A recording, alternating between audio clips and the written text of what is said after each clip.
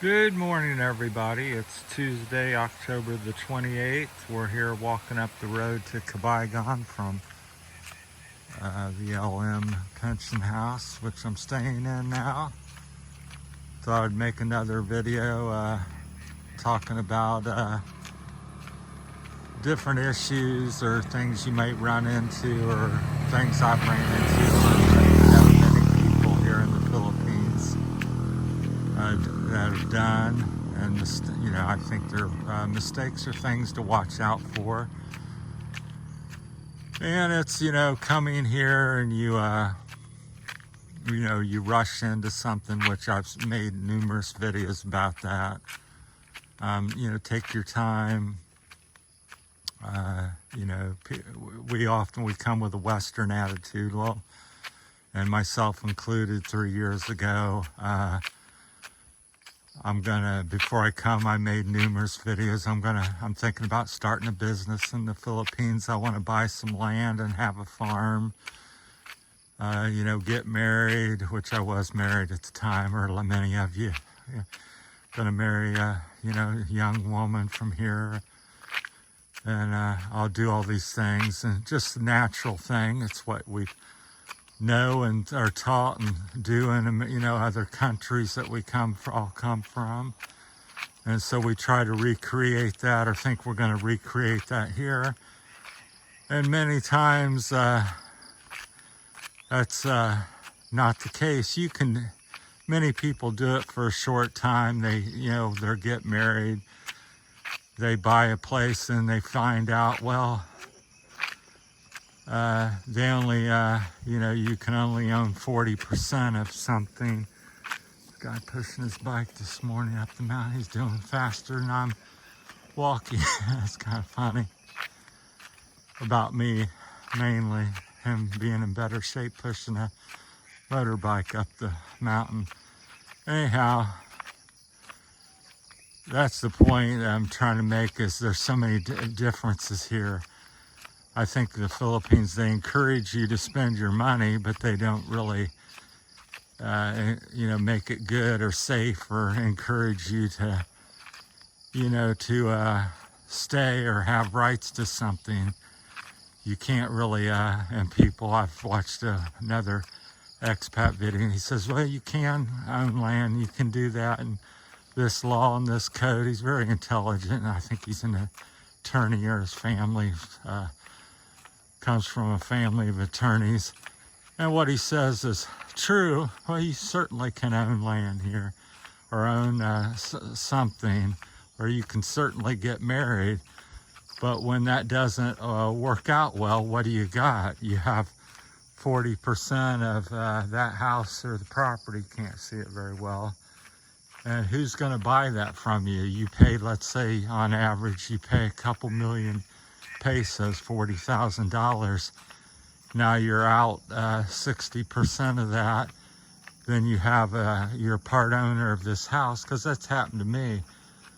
I could go to court and get an attorney and spend another 100,000 pesos and fight with the family, and then who am I going to get to purchase that? People don't think about stuff like that. You got to find another expat, possibly somebody with money. The family that you're living with, typically Filipino here, they're living on your money typically. And I'm not trying to be negative against the Philippines or Philippine people. In fact, I like them quite well for the most part. That doesn't mean that everybody's nice and everything's perfect here. That's my point to the video. I'm fairly happy here and, getting by, but these are things that I think people don't think about, so you got this property, now things haven't went well, which happens 60, 70 some percent or higher of the time everywhere in the world. People get separated and divorced, and quite common in America. I think the same here. It's probably at 70%-ish failure rate. So you have this, now you got to find a buyer.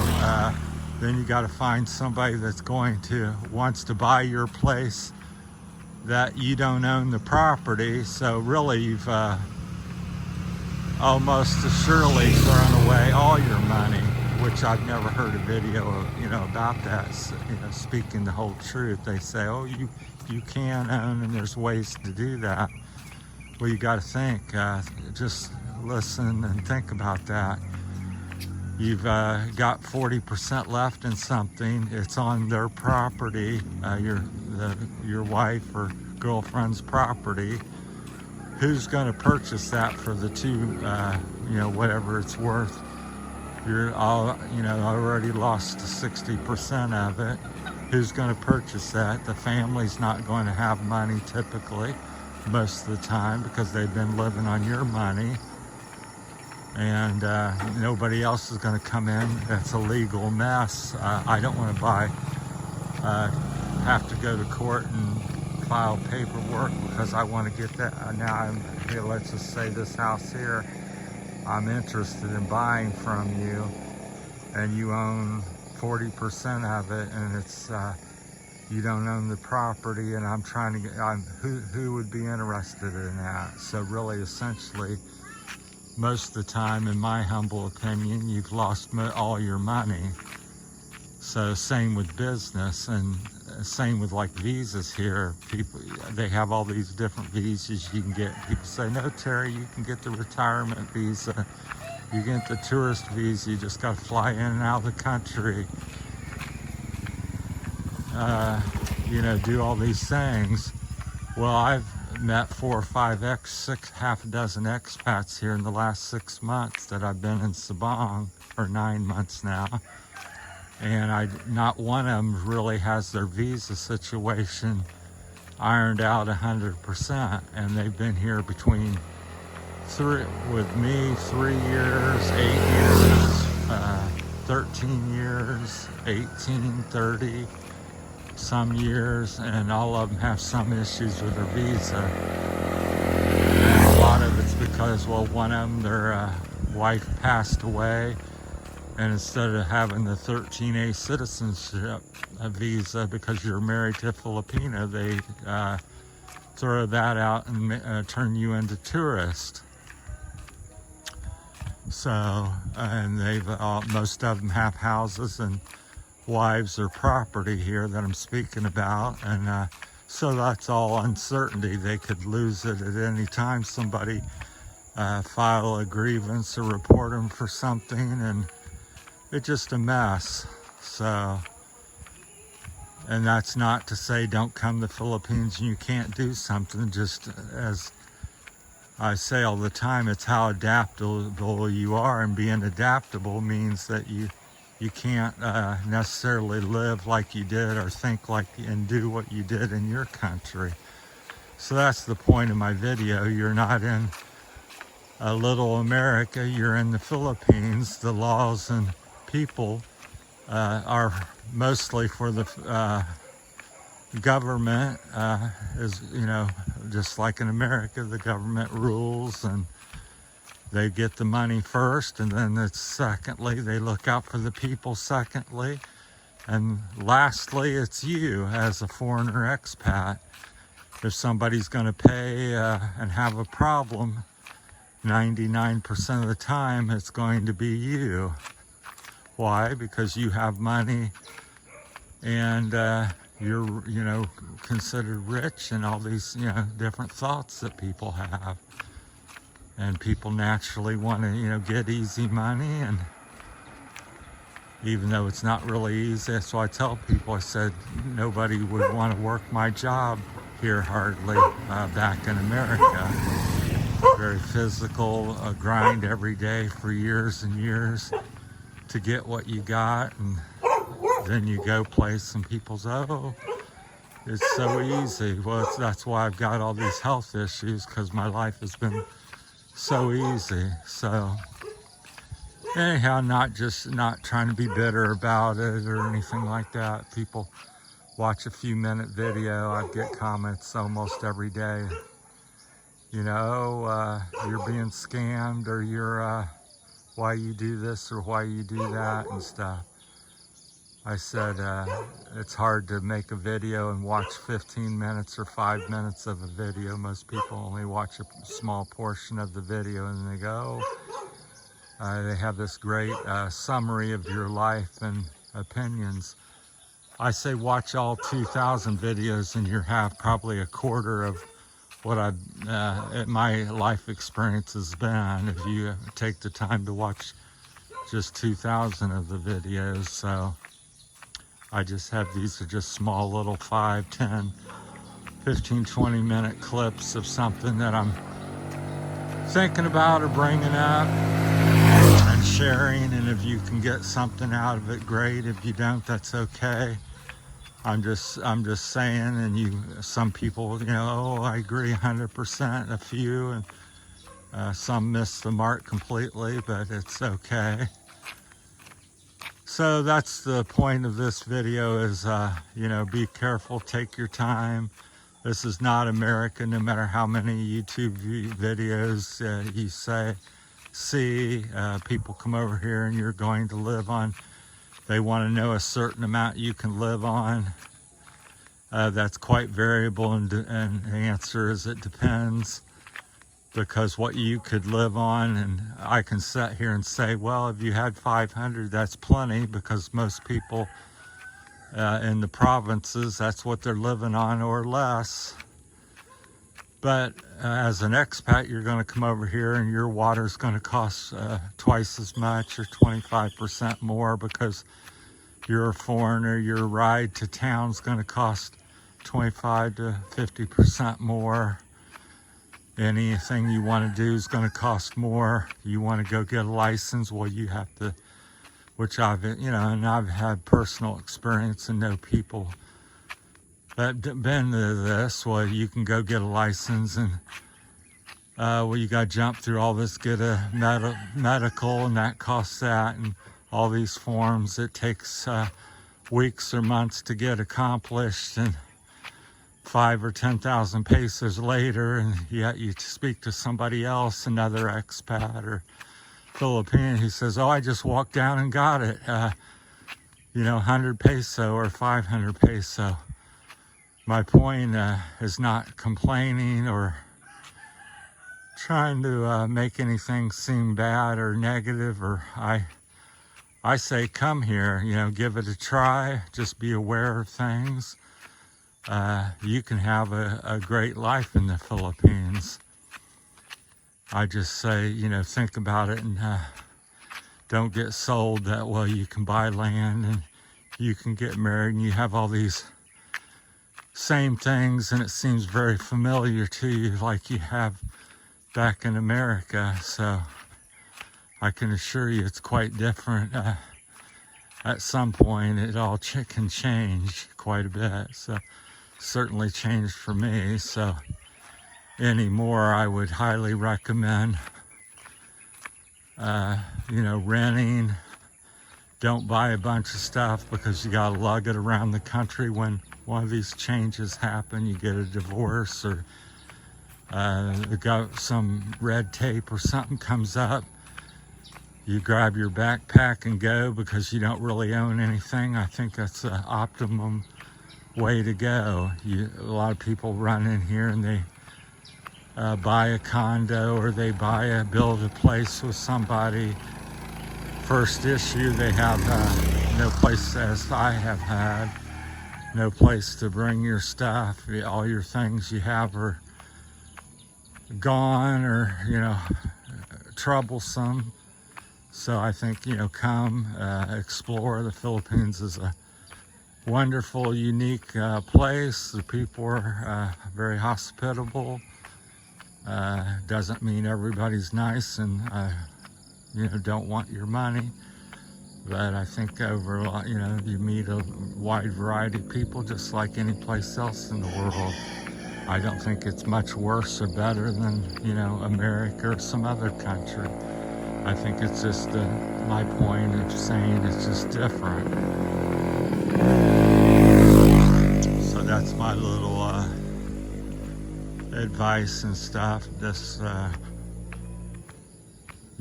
think having less is more, and I just see so many people, you know, trying to make it like home again, and it's just certainly not home. And then they tell me they've lost their house, they've lost all their savings. Another thing I'll bring up, which I talked to several of the expats at a group here, you know, people's like, well, I want to provide for my Filipino. I watch that on lots of YouTube, you know, care. I'm just like, so you come from America, you've had one or two ex-wives, you provided for your kids, you've given half of your stuff to them, your ex-wife. Now you come over here, you're worried about somebody else, you have limited funds and income, and now you're worried about them over here. I just think you're crazy. When's your concern for yourself and your own well-being? Because you got to realize here, people have 10, 15, 20 different people, that family members that they can move into and care for.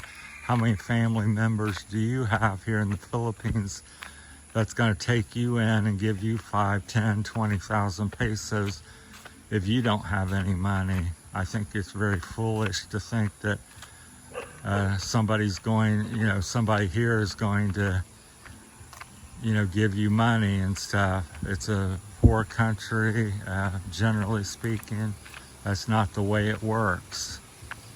So that's been my experience. So if when I kill over, and let's say right now I'm with Michelle, and if I leave her nothing and we have no house or nothing no more tomorrow, she calls her auntie or mom and they send her a few pesos, she goes back and moves in with them.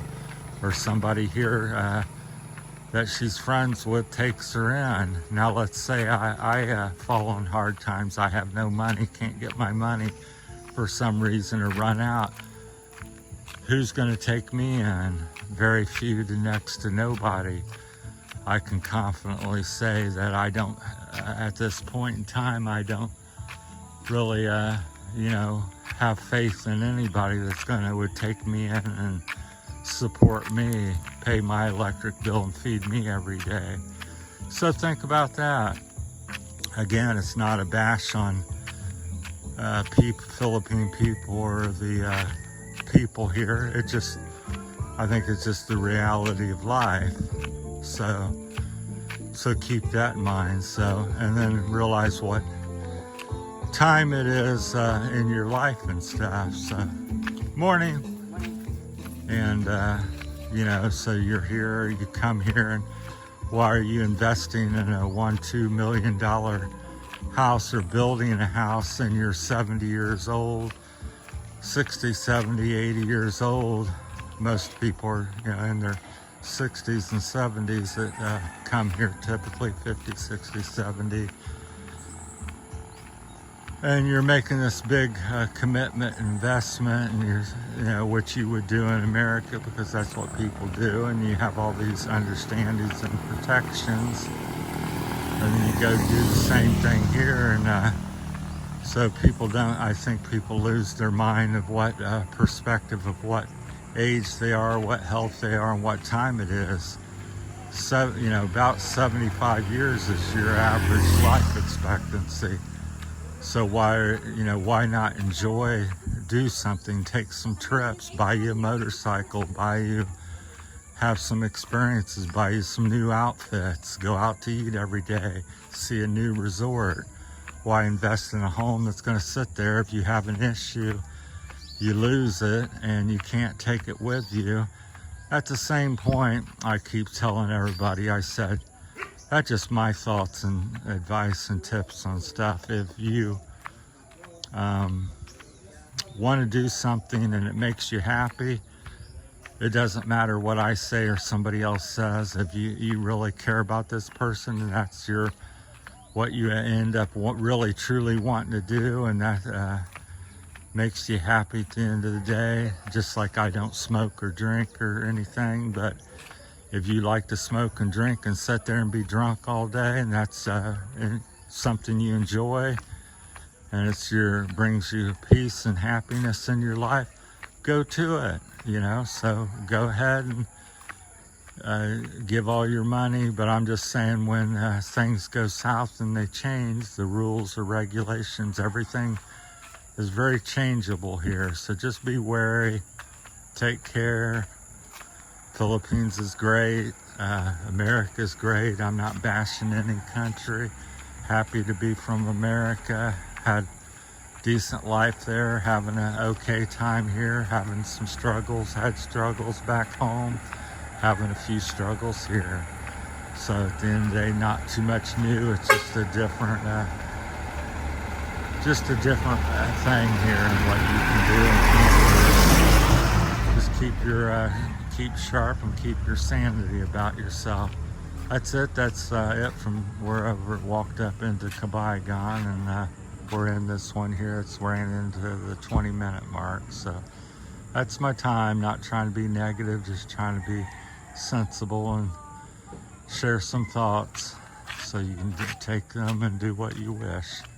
Have a great day. Life goes on. Thanks for watching.